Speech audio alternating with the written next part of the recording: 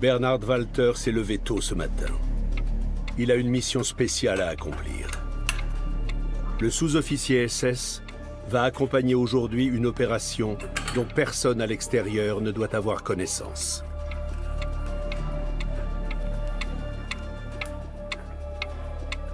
De son domicile situé à la périphérie d'Auschwitz, que les Allemands appellent Auschwitz, il n'a que quelques kilomètres à parcourir pour parvenir à destination.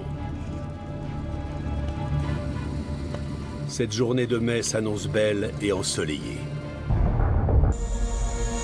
Le bureau du chef de bloc se trouve sur la rampe d'accès du camp. C'est là que les SS prennent en charge les convois.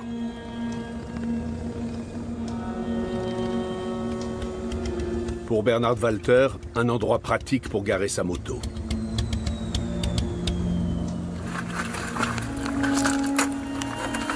D'ici, il ne reste que quelques mètres jusqu'au centre de l'opération qu'il doit accompagner ce jour-là.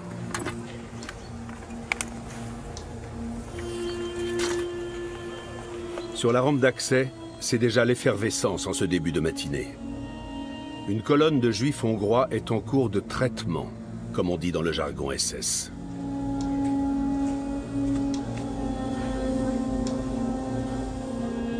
En principe, il est strictement interdit de prendre des photos dans l'enceinte du camp.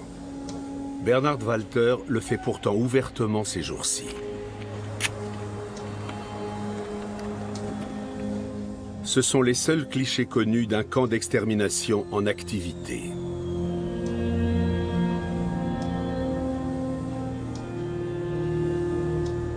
Pourquoi Bernhard Walter a-t-il le droit de faire ce qui est interdit à d'autres? Une question à laquelle l'historien Stefan Hördler tente de répondre depuis des années. Il a étudié attentivement les photos et le parcours de Bernhard Walter. Comment ce dernier est-il devenu photographe à Auschwitz?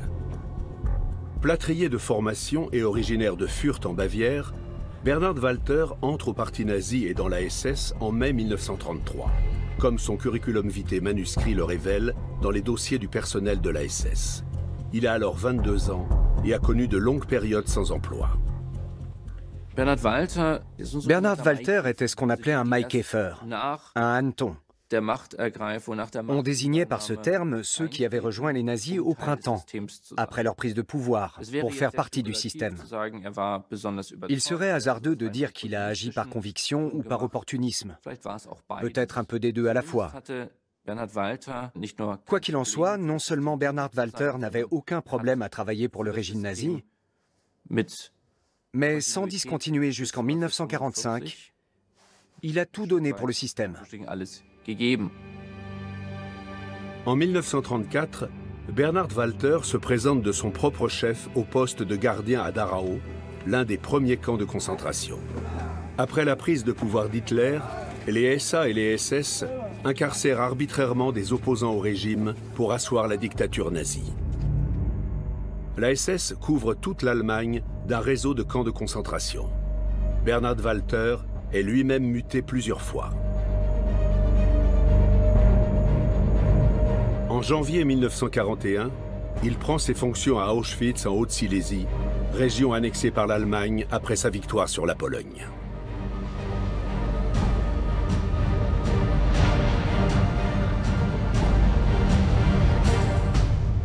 Ici, les Allemands transforment une ancienne caserne polonaise en camp de concentration. Après 7 ans passés dans la SS, Bernhard Walter est en terrain connu. Il retrouve au-dessus du portail la même inscription que sur son ancien lieu de travail, le camp de Dachau, le travail rend libre. Une mission spéciale l'attend à Auschwitz. Depuis un accident de voiture qui lui a fracturé le crâne, il ne peut plus travailler comme gardien. La SS n'abandonne pas ses collaborateurs expérimentés. Bernhard Walter est formé à la photographie. À Auschwitz, on lui attribue des bureaux dans le bloc 26. Il y aménage, en qualité de directeur, le service d'identification, un élément central du département politique dans tous les camps de concentration. Un poste agréable. Ce sont les détenus qui effectuent le plus gros du travail. D'autre part, Bernhard Walter a un autre photographe SS sous ses ordres. Au service d'identification, les nouveaux internés sont pris en photo et enregistrés. En cas d'évasion, on peut ainsi les rechercher plus facilement. Comme tous les camps de concentration, celui d'Auschwitz sert d'abord à intimider la population.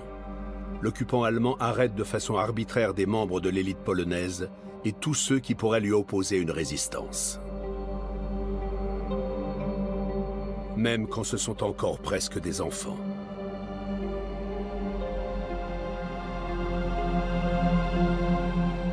Plus de 50 000 détenus sont photographiés au service d'identification. Aujourd'hui, une partie des clichés sont accrochés au mur du souvenir d'Auschwitz. Chacun de ces visages a une histoire qui se termine par la mort dans le camp.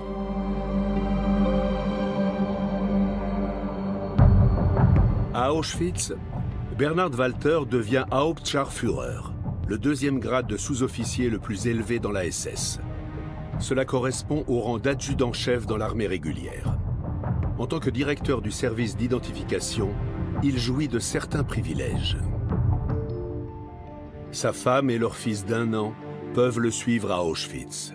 Là, 2 autres enfants viennent au monde, une fille et un garçon. Dans le système concentrationnaire, la SS mène une politique favorable à la famille.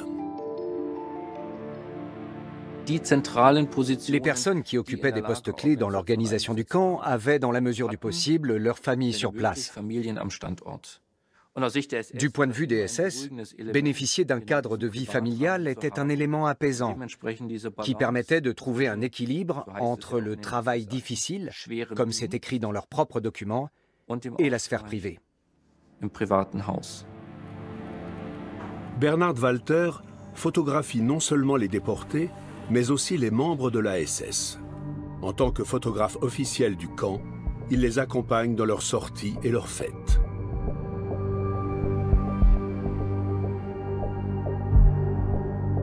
Il connaît toutes les personnalités importantes du camp.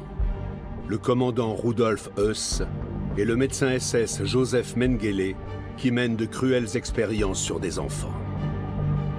Le photographe immortalise le moment où le personnel des chambres à gaz entonne une chanson pour le départ du chef.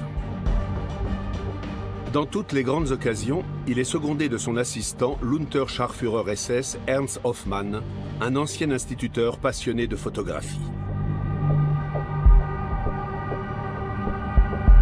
Lors d'une visite du chef de la SS Heinrich Himmler en juillet 1942, Bernhard Walter se retrouve ainsi à l'image pendant qu'il prend des photos.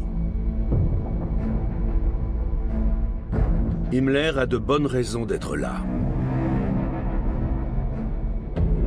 Il vient avant tout inspecter un nouveau camp encore en construction.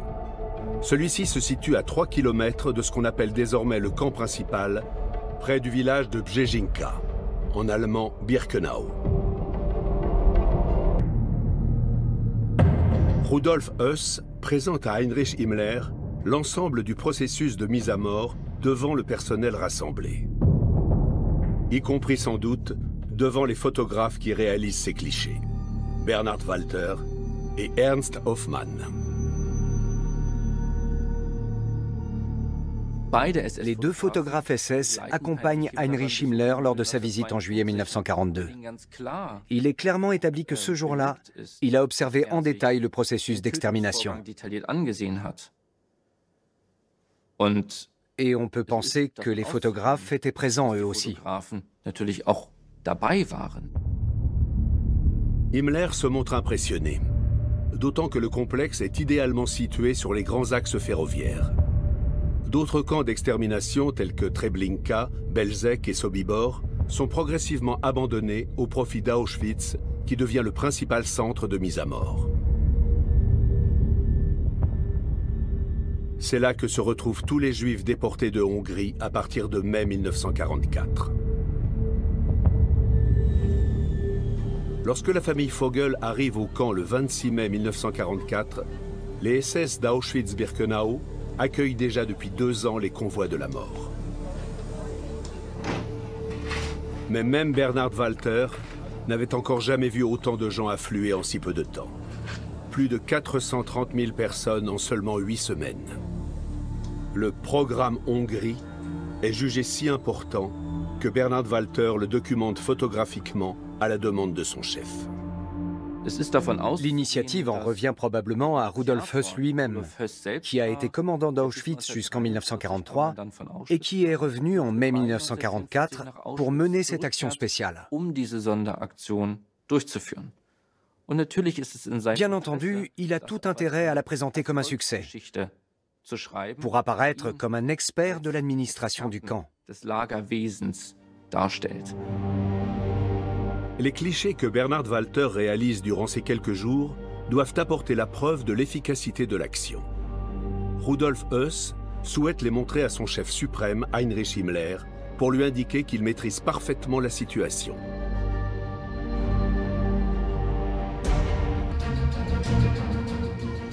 Tout ne se passe pas toujours aussi calmement que cette photo le suggère.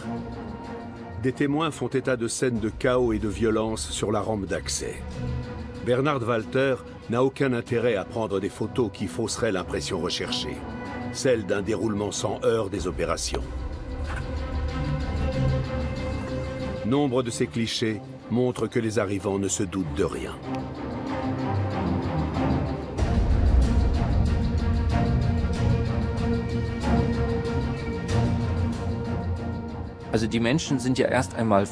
Tout d'abord, les gens sont contents de sortir du train et de prendre l'air,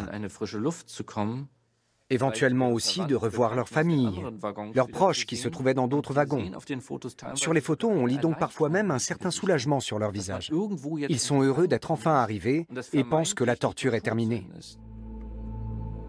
Bernhard Walter prend certaines photos du toit du train.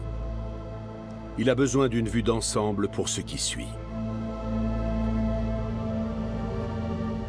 Les gens sont encore en ordre dispersés sur le quai. Mais les SS vont rapidement mettre fin à l'agitation générale.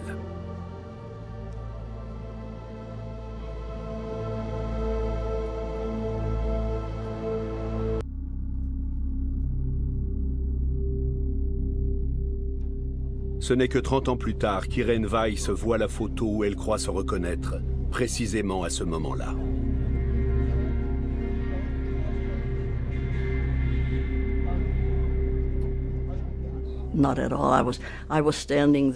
Je me tenais là, complètement terrorisée.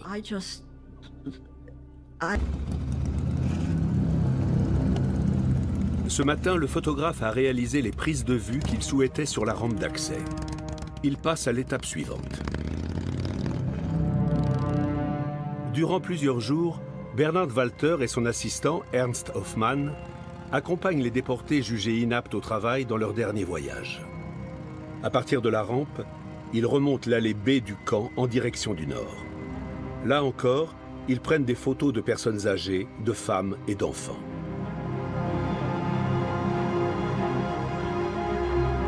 Leur visage exprime l'inquiétude, mais pas le désespoir. Ils ne savent pas que ces photos seront les derniers témoignages de leur vie.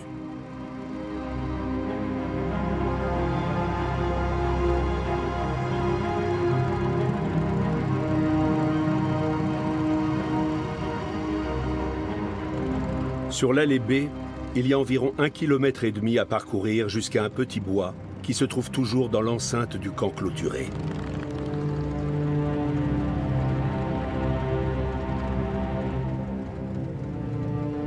Les clichés réalisés ici doivent montrer que tout se déroule dans le calme, et sans doute aussi que les personnes photographiées ne sont pas aptes au travail selon les critères nazis. Car le chef de l'opération d'extermination, Rudolf Höss, devra expliquer plus tard pourquoi autant de gens ont été gazés, alors qu'Heinrich Himmler réclamait d'urgence de nouveaux travailleurs pour l'industrie de l'armement.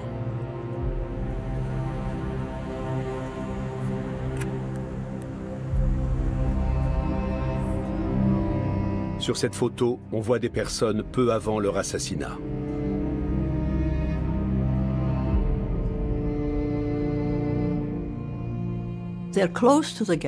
Ils sont près des chambres à gaz, dans un petit bois, et ils attendent leur tour pour être tués. C'est bien la chose la plus triste qu'on puisse imaginer. Ils ne se doutent de rien. Ils sont assis là et se reposent.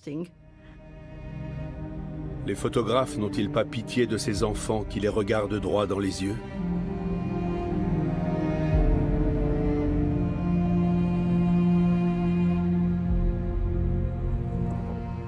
Bernhard Walter a lui-même 3 enfants.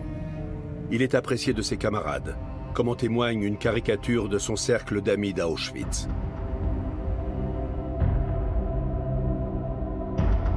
Il y est décrit comme quelqu'un qui se soucie des autres et aime plaisanter. Un excellent compagnon très doué pour les grimaces. Comment un tel homme peut-il s'accommoder de cette machine meurtrière?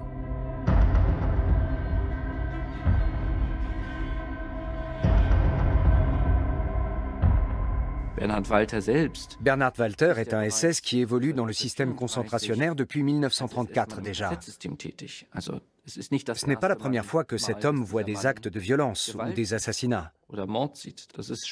C'est difficile à concevoir de nos jours, mais pour ces SS, ça faisait partie du quotidien. Du Petit Bois, il n'y a que quelques pas jusqu'à l'une des 4 grandes installations de gazage que les SS ont construites. À Auschwitz-Birkenau, il ne reste plus que les murs de fondation des chambres à gaz et du crématoire 5.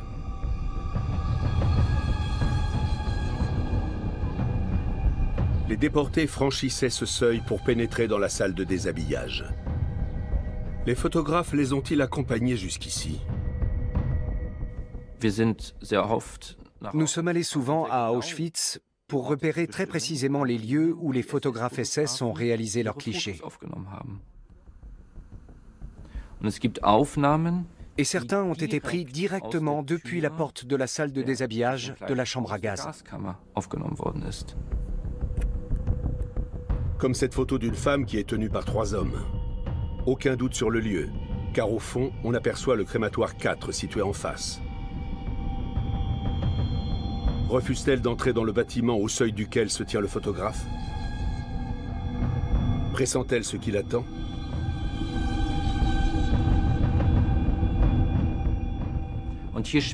Le photographe SS sait ce qui se trame.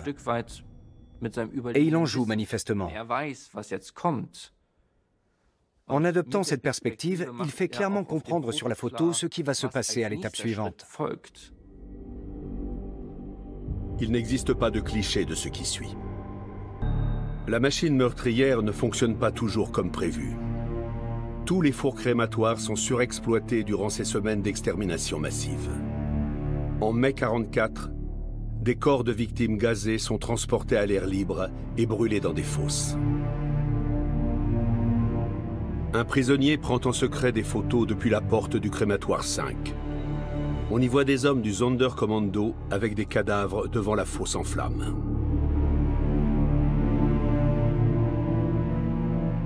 Le père d'Irene Weiss a travaillé ici jusqu'à sa mort. Il a fait partie du Sonderkommando pendant une très courte période.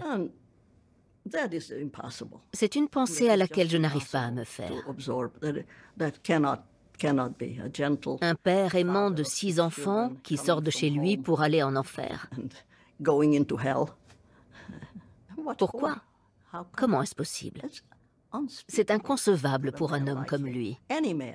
Pour n'importe quel homme et n'importe quelle femme. Mais quand il s'agit de sa propre famille, c'est tout simplement impossible. Non loin des crématoires 4 et 5 avec leurs chambres à gaz et leurs fours, se trouve le sauna central, appelé aussi bain par les internés. C'est l'étape suivante pour celles et ceux qui ont été sélectionnés sur la rampe pour le travail forcé. Ils ne se doutent pas que leurs proches viennent d'être conduits dans les chambres à gaz.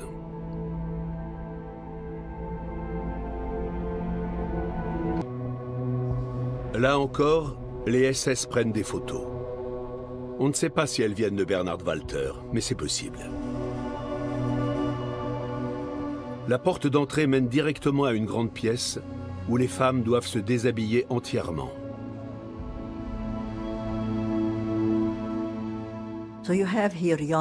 Nous étions de jeunes femmes, toutes très jeunes et très pudiques. De nos jours, Peut-être que les gens sont beaucoup moins pudiques. On ne peut pas décrire l'humiliation que ces jeunes femmes issues de tous les milieux ont dû subir à l'époque. Une fois nues, les femmes doivent emprunter un long couloir jusqu'à la salle de tonte.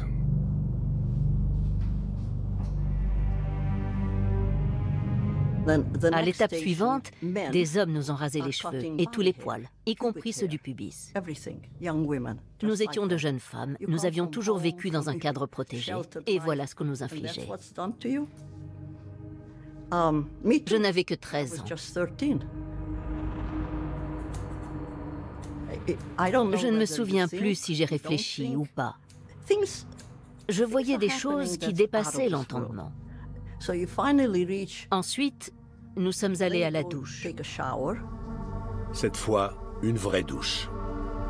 Il n'existe qu'une photo de cette étape qui montre des détenus hommes. La seule chose qu'ils conservent de leur vie d'avant, ce sont leurs chaussures, et encore rarement.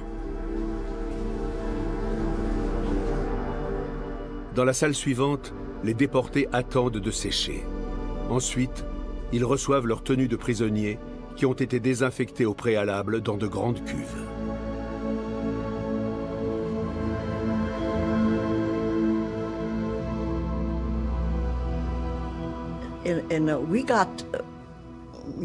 Nous avons reçu un uniforme, une robe grise en forme de sac. Certaines ont pu garder leurs chaussures, d'autres pas. Je crois que nous avons pu les conserver. Tout est allé vite et nous a paru irréel. Nous étions transformés en créatures. Nous n'étions plus des personnes. Les déportés ont le sentiment qu'une éternité s'est écoulée depuis leur arrivée au camp. Mais combien de temps cela a-t-il vraiment duré?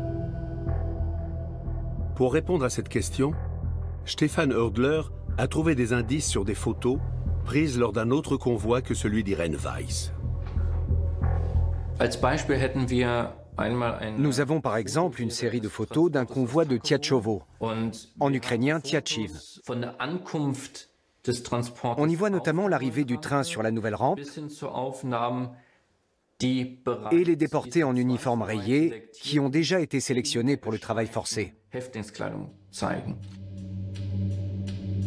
Les voies se trouvent dans le sens est-ouest.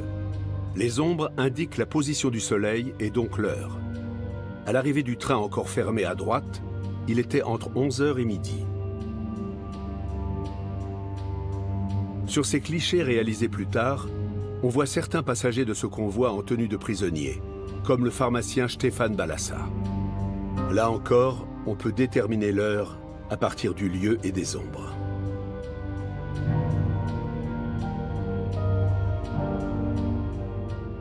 À en juger par la position du soleil, ces photos ont été prises vers 17h.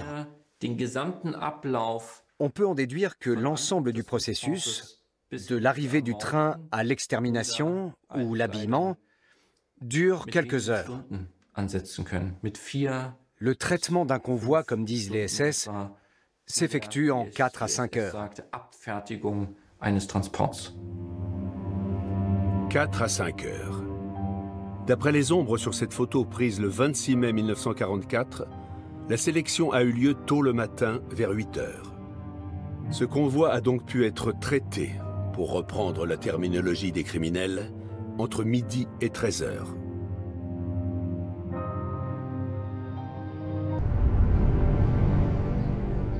Vers midi, les personnes qui sont arrivées le matin à la rampe ont toutes disparu. Dans les chambres à gaz et les fours crématoires, ou dans les baraques d'Auschwitz-Birkenau.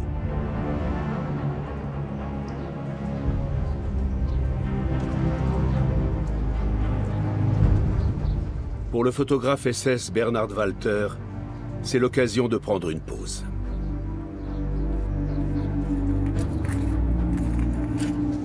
Pour cela, il va au bureau du chef de bloc situé juste à côté de la rampe. Il connaît Josef Herbert qui accueille les trains. Sur une caricature de son cercle d'amis d'Auschwitz, ce dernier est surnommé ironiquement le premier homme du comité d'accueil. Depuis que les Alliés ont envahi le sud de l'Italie, Auschwitz se trouve dans la zone d'action des avions alliés. Fin mai 1944, un avion de reconnaissance prend des photos du camp de la mort et des environs. On voit distinctement la rampe avec le bureau du chef de bloc. L'allée par laquelle la famille d'Irène a été conduite vers la mort.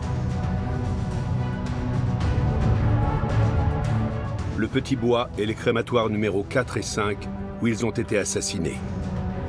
Le sauna central où Irène a été rasée et a reçu son uniforme de détenu. Peut-on s'enfuir de cet enfer? Il y a bien des tentatives. La photo montre une petite gravière à l'extérieur du camp. C'est ici que le 27 mai 1944, à l'heure du déjeuner, on effectue les derniers préparatifs d'une évasion. Le juif polonais Czesław Mordowicz planifie ce moment depuis des semaines. Il veut s'échapper pendant que les juifs de Hongrie sont exterminés dans le camp. Une entreprise désespérée. Il sait ce qu'il risque si jamais il échoue.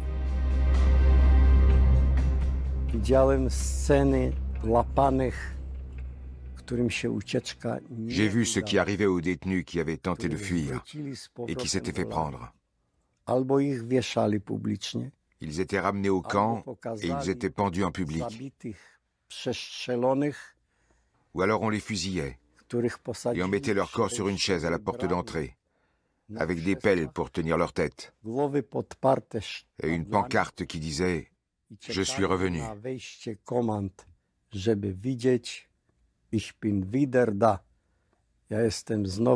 Ils attendaient ainsi les colonnes de prisonniers qui rentraient du travail, comme pour les avertir que c'était le sort réservé à tous ceux qui essayaient de s'évader.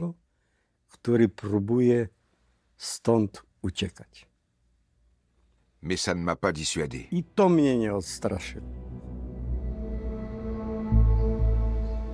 Ironie du sort, c'est une punition qui donne à Czesław Mordowicz l'occasion de s'enfuir. Un mois plus tôt, il était encore secrétaire du bloc 18 et à ce titre, il bénéficiait d'avantages, par exemple une meilleure nourriture. Le travail d'un secrétaire consiste à noter précisément qui vit dans le bloc, qui arrive et qui part. Cela permet au SS de garder le contrôle de la situation. En avril 1944, 36 000 détenus sont recensés à Auschwitz-Birkenau. Lorsque 2 d'entre eux parviennent à s'évader, les SS prennent des mesures drastiques.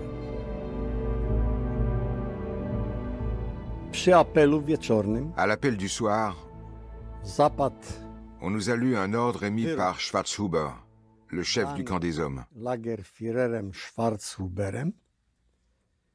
Tous les secrétaires de blocs juifs devaient être démis de leurs fonctions et envoyés dès le lendemain dans un groupe à l'extérieur du camp pour effectuer des tâches pénibles. C'est ce qu'on appelait en allemand un Außenkommando, un commando extérieur. Un autre châtiment attend les secrétaires de blocs juifs, le Prügelbock, le chevalet à bastonnade. J'ai dû mettre les pieds en bas afin qu'ils soient bloqués et que je ne puisse pas bouger. Il m'a fallu ensuite étendre le haut du corps sur l'étroite planche du chevalet et baisser le pantalon.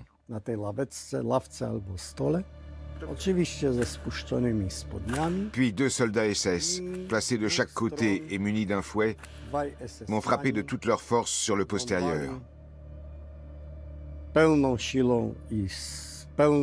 Ils n'ont arrêté que lorsque le sang a giclé partout et que j'ai perdu connaissance.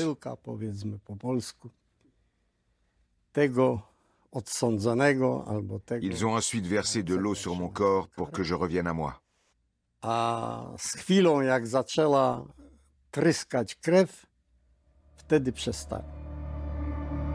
Il est blessé et envoyé dans un commando disciplinaire.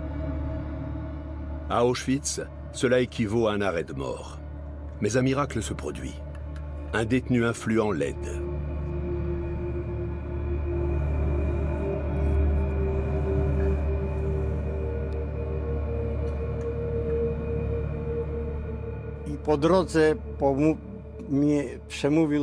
En chemin, il a échangé quelques mots avec moi. Il a dit « Ne t'inquiète pas. Demain matin, tu iras dans mon commando de travail. Je vais m'en charger avec Danish. » C'était le doyen du camp. « Ne t'occupe de rien. Ne demande rien à personne.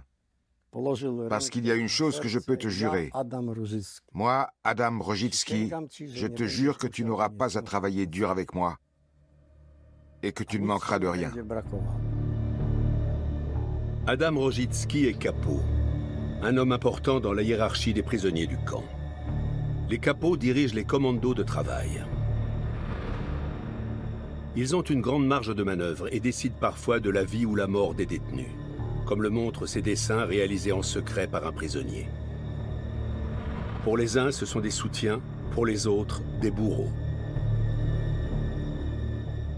Il y a des profils très variés parmi les capots. Et on ne peut pas tous les mettre dans le même sac. Certains ont été inculpés, condamnés et parfois exécutés après 1945 parce qu'ils avaient pris part à des meurtres, qu'ils avaient tué d'autres prisonniers du camp. Et d'autres ont fait exactement l'inverse.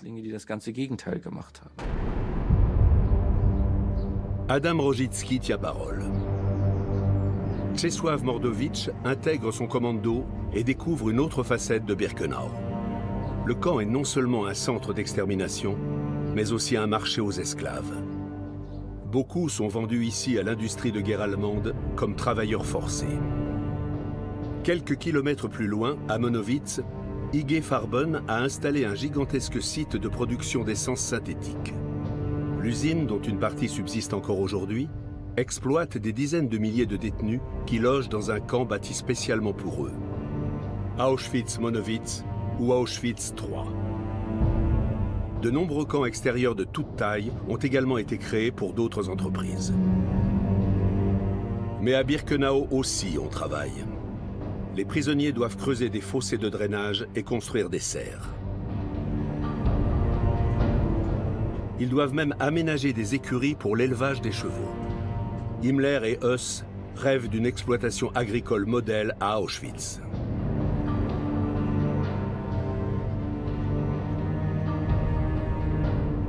Les SS organisent la collecte du matin. Cette opération est également documentée par Bernhard Walter. La plupart des objets sont recueillis à l'endroit même où les déportés sont arrivés, sur la rampe.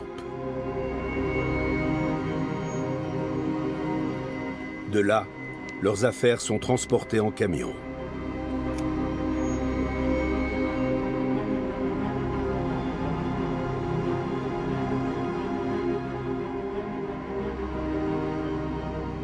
À la fin, les tas de sacs sont si énormes qu'ils sont visibles du ciel. Sur la photo aérienne prise par les Alliés en mai 1944, on distingue bien le lieu où le butin est rassemblé. Un camp de baraques juste à côté du crématoire numéro 5. Tellement près que l'on peut voir la fumée des cadavres sur cette autre photo qui montre les montagnes de chaussures. En général, les SS comme Bernhard Walter finissent leur journée de travail vers 17h30. Ils regagnent sans doute le camp principal et ses bureaux du service d'identification installés dans le bloc 26. C'est ici que sont développées les photos du programme Hongrie. Elles sont destinées à un album que le chef de l'opération, Rudolf Heuss, veut présenter à ses supérieurs pour leur montrer qu'il mène à bien sa mission.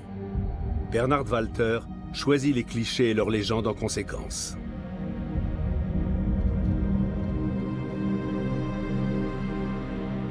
L'album, dont la réalisation est assurée par des détenus, contiendra au total 56 pages et près de 200 photos. Bernhard Walter utilise la langue codée des criminels. Le mot « extermination » est ainsi remplacé par « transfert des Juifs de Hongrie ». Au début de l'album, il met des photos qui correspondent aux clichés nazis sur les Juifs, afin de conforter ses supérieurs dans leurs convictions racistes.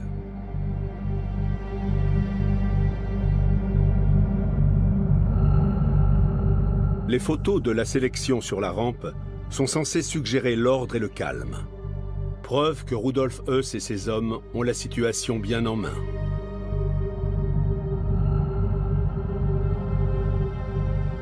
C'est aussi l'impression que doivent donner ces images de mères avec leurs enfants et de personnes âgées peu de temps avant leur assassinat.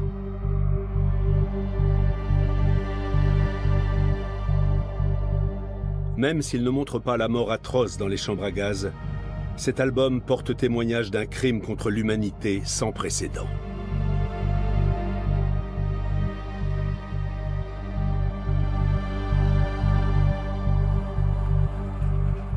« 15 exemplaires sont réalisés, comme le confiera plus tard l'un des détenus assigné à cette tâche. Rudolf Höss a dû en envoyer à Heinrich Himmler ainsi qu'à d'autres hauts dignitaires SS.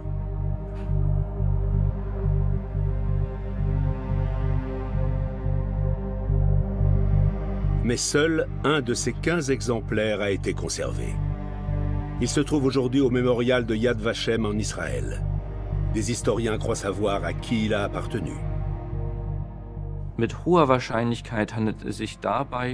Il s'agit là très probablement de la copie personnelle de Bernhard Walter, qui a lui-même réalisé une grande partie de ces clichés. Il y a plusieurs indices qui permettent de l'affirmer. Notamment, c'est un album qui avait déjà servi. On a retiré les photos, puis on en a collé d'autres, ce qui a laissé des traces visibles. Ce n'est donc pas un exemplaire qu'on aurait donné à Heinrich Himmler. Il était en trop mauvais état pour cela. Pour un sous-officier SS tel que Bernhard Walter, plusieurs options sont possibles après le service. Il peut rentrer chez lui pour retrouver sa femme et ses enfants. Mais il n'est pas tenu d'y rester, Auschwitz offrant un certain nombre de distractions.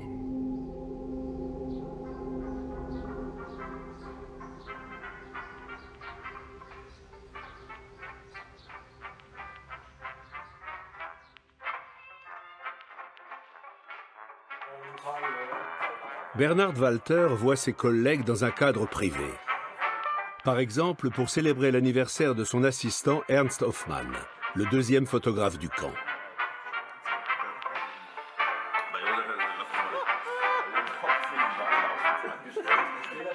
De lui, il existe une photo, prise peut-être par Bernhard Walter, car ce dernier n'apparaît pas dessus, même s'il est présent.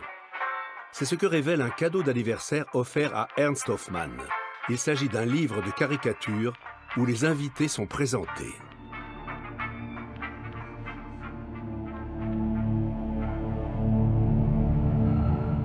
Il y a Joseph Herbert, qui accueille les trains à la rampe. Le don Juan et expert en mixture alcoolisée sera condamné plus tard à la prison à perpétuité. Ou encore Vera Navrat, la reine de beauté qui aime les photographes. Allusion à sa liaison avec Ernst Hoffmann.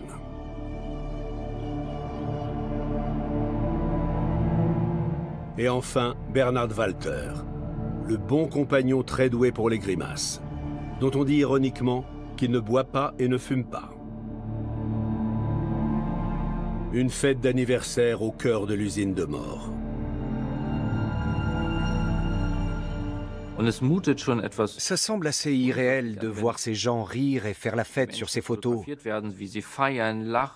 comme s'ils menaient une vie totalement insouciante et qu'ils étaient en période de paix. Pendant ce temps, des hommes et des femmes sont tués de manière systématique. Et puis les troupes allemandes battent en retraite sur tous les fronts. Fin 1944, il paraît évident que la défaite est imminente. Bernhard Walter contribue à son échelle à faire oublier la réalité. Voilà pourquoi il quitte peut-être ses amis prématurément ce soir-là.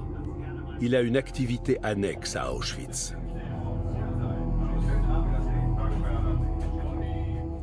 En 1942, il a passé l'examen de projectionniste à Berlin. Depuis, il organise 2 séances de cinéma par semaine pour le personnel SS d'Auschwitz. Un divertissement bienvenu.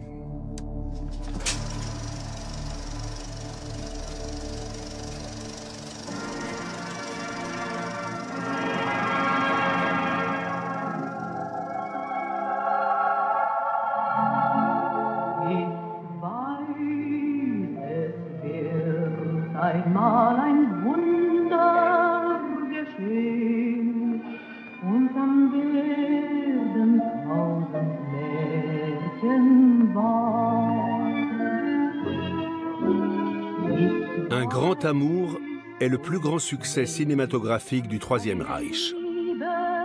Zara Leander y tient le rôle-titre, celui d'une chanteuse éprise d'un aviateur. On dit que la chanson phare du film « Un jour, un miracle se produira » plaît aussi aux prisonniers parce qu'elle leur donne l'espoir d'une vie après les nazis. Ce n'est que 6 mois plus tard, le 27 janvier 1945, que les soldats soviétiques libèrent le camp sans avoir à se battre. Ils trouvent des preuves accablantes du crime que les nazis n'ont pas pu faire disparaître avant leur fuite.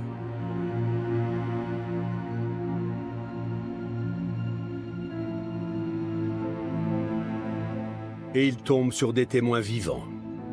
6000 prisonniers épuisés, trop faibles pour être emmenés à marche forcée avec les autres détenus vers d'autres camps, où la plupart des survivants d'Auschwitz ne seront libérés que des mois plus tard.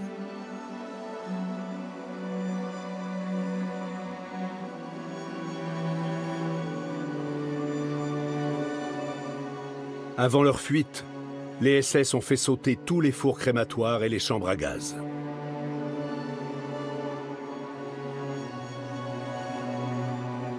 En janvier 1945, le photographe Bernhard Walter quitte lui aussi le complexe d'Auschwitz où il a passé plus de 4 ans.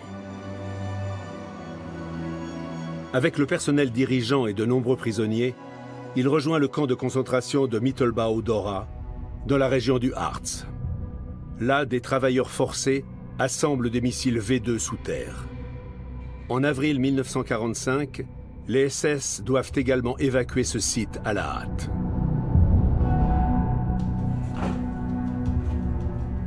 Bernhard Walter joue alors de malchance. Il ne prend pas son album avec les photos d'Auschwitz.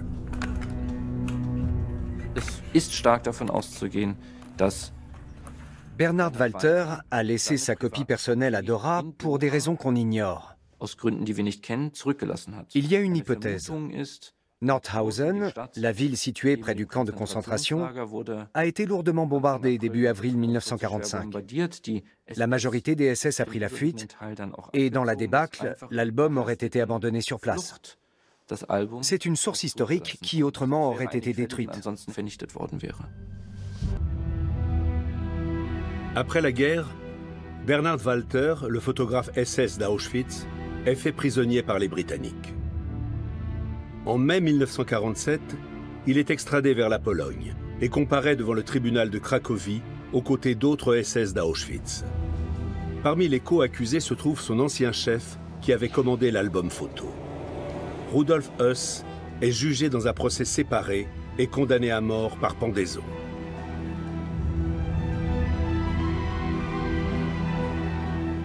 Bernhard Walter écope de 3 ans de prison. En 1950, il retourne dans sa ville natale de Fürth, où il peut de nouveau utiliser ses connaissances acquises à Auschwitz. Il travaille comme projectionniste dans plusieurs cinémas de la ville. En 1964, il est appelé à témoigner au procès d'Auschwitz à Francfort. Il nie presque tout en bloc, bien qu'il ne soit pas inculpé.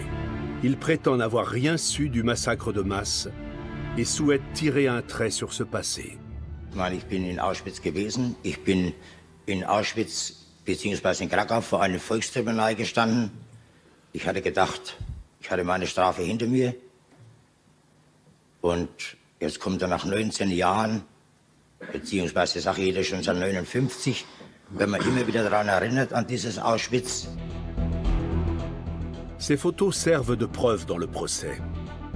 C'est pourquoi le juge l'interroge. Und hier, das sind Eisenbahnwaren dabei. Die habe ich gemacht, das ist gleich am Anfang gewesen. Die haben Sie selbst aufgenommen? Die habe ich auch selbst aufgenommen.